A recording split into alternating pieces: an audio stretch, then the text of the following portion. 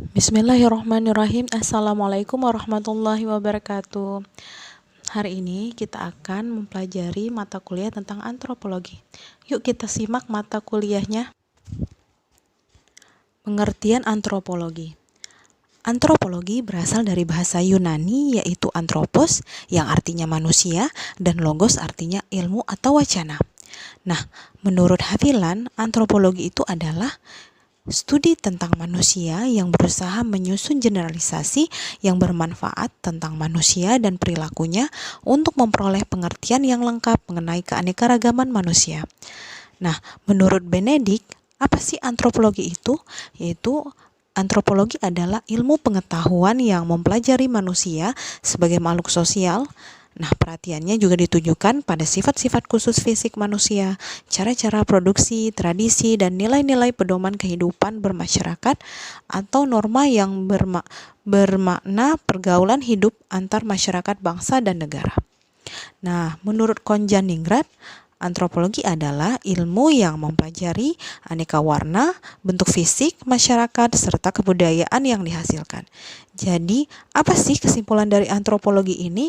Nah, antropologi adalah sebuah ilmu yang mempelajari dengan segi keanekaragaman fisik serta kebudayaan, yaitu cara-cara berperilaku, tradisi-tradisi, nilai-nilai yang dihasilkan setiap manusia yang satu dengan yang lainnya berbeda-beda. Nah, itulah tadi pengertian dari antropologi ya. Nah, kita masuk ke sejarah perkembangan ilmu antropologi. Sebelum abad ke-1800, kedatangan bangsa Eropa Barat ke benua Asia, Amerika selama 4 abad membawa pengaruh bagi berbagai suku bangsa dari ketiga benua tersebut.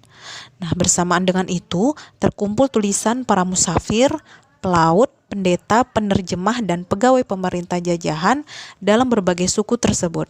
Terdapat pengetahuan mengenai deskripsi adat istiadat, susunan masyarakat, dan ciri-ciri fisik berbagai suku bangsa.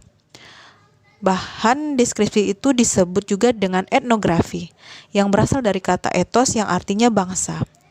Namun deskripsi itu belum jelas sehingga kaum terpelajar di Eropa Barat memiliki 3 sikap yang bertentangan terhadap bangsa-bangsa Afrika, Asia, Oseania, dan orang-orang Indian Amerikanya. Di antaranya yaitu berpandangan bahwa bangsa-bangsa itu bukan manusia sebenarnya, tetapi mereka liar, keturunan iblis. Selanjutnya, mereka berpandangan bahwa masyarakat bangsa-bangsa itu adalah contoh dari masyarakat murni.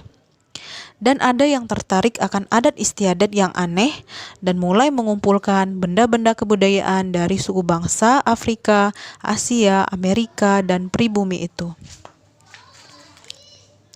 Pada permulaan abad ke-19, perhatian pada himpunan pengetahuan mengenai masyarakat, adat istiadat, dan ciri-ciri bangsa sangat besar. Timbul usaha pertama untuk mengintegrasikan seluruh pengetahuan bahan etnografi tersebut menjadi satu.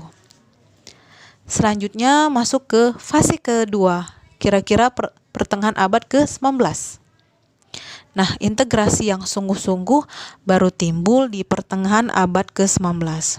Karenanya, etnografi tersusun berdasarkan cara berpikir evolusi manusia seperti masyarakat dan kebudayaan manusia telah berevolusi sangat lamban, yakni dalam jangka waktu beribu-ribu tahun lamanya dari tingkat yang rendah melalui beberapa tingkat diantaranya sampai ke tingkat yang tinggi. Nah, pada fase kedua ini, antropologi sebagai ilmu yang akademikal, yang bersifat praktis, dan hanya dilakukan pada kalangan di universitas dengan tujuan mempelajari masyarakat dan kebudayaan primitif dengan maksud untuk mendapat suatu pengertian tentang tingkat-tingkat kuno dalam sejarah evolusi dan sejarah penyebaran kebudayaan manusia. Nah, selanjutnya pada fase ketiga, permulaan abad ke-20. Negara-negara di Eropa Barat banyak mempelajari kebudayaan dari negara jajahannya. Dalam fase yang ketiga ini, antropologi menjadi suatu ilmu yang praktis yang dapat dirumuskan mempelajari masyarakat kebudayaan suku-suku bangsa di luar Eropa guna kepentingan pemerintah kolonial guna mendapat suatu tentang masyarakat yang kompleks. Nah, selanjutnya yang terakhir yaitu pada fase keempat sesudah kira-kira abad ke-1930.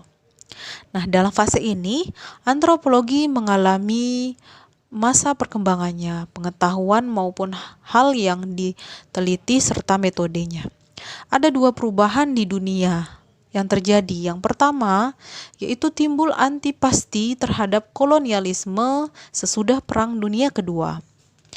Nah, yang kedua yaitu cepat hilangnya bangsa-bangsa primitif. Proses tersebut menyebabkan ilmu antropologi seolah-olah kehilangan lapangan dan terdorong untuk mengembangkan lapangan penelitian dengan pokok tujuan baru. Adapun warisan sebelumnya seperti etnografi, metode ilmiah tidak dibuang begitu saja, tetapi dipakai bagi perkembangan yang baru, tidak lagi hanya suku bangsa primitif, tapi ke daerah pedesaan yang pada umumnya ditinjau dari sudut keberagaman fisiknya, masyarakatnya, serta kebudayaannya. Dalam fase perkembangannya, yang keempat ini terbagi dua, yaitu tujuan akademikal dan tujuan praktis.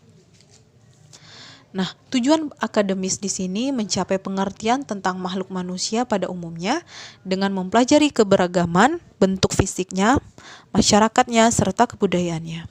Sedangkan praktis, ia mempelajari keberagaman manusia dalam keragaman suku bangsa guna membangun suku bangsa tersebut.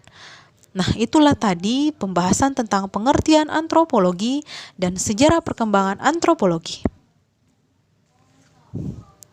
Nah, itulah tadi pembelajaran kita tentang antropologi dengan pengertian-pengertiannya menurut para ahli dan bagaimana sejarah dari perkembangan antropologi. Nah, hanya itu saja untuk hari ini. Terima kasih telah menyaksikannya. Semoga bisa bermanfaat ya. Dah.